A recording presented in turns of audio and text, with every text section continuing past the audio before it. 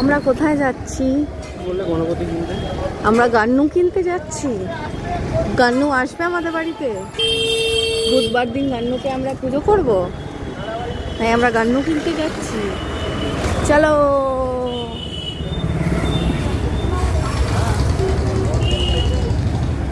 দাদা ভাই একটা একটা করে দেখো, তোমার যেটা ভালো লাগে। দিদি ভাই আর তুমি বাদিক বলে চলে আসো।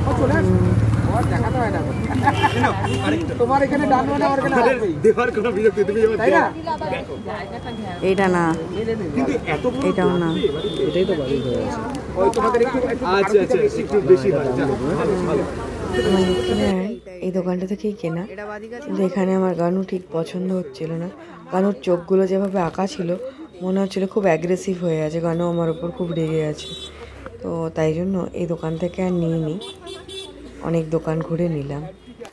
গান্নুকে যখন আনতে গেলাম, রাস্তায় একটা বড় গান্নু দেখলাম। দেখে ভাবলাম একটু ক্যামেরাবন্দি করে নিই, দারুণ লাগছে দেখতে। যাই হোক, পরশুদিনই পুজো, তো গান্নুকে আনতে চললাম। অনেক রকম দোকান খুঁজেছি, টোটাল 6খানা দোকান খুঁজেছি বেলঘরিয়াতে। এটা হচ্ছে দ্বিতীয় দোকান। সব দোকানের ক্লিপিংস আর নিতে পারিনি ভিড়ের কারণে। পাথরের গানু নেব না বলে এই গানুটাকে নিতে পারিনি। এত সুন্দর দেখতে, আর ওয়ার্ম লাইট পড়ছিল যখন, অসাধারণ কালেকশন, কিন্তু নিলাম এটা। ফাইনালি এত গানু দেখার পর এই গানুকেই আমি বাড়িতে নিয়ে এসেছি। দেখতে খুবই সুন্দর, বাকি সব কিছুর থেকে আলাদা, বিকজ এটা মানে অন্যরকম ডিজাইন।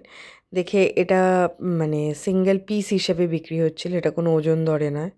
তোমরা জানিও আমার গানুকে কেমন।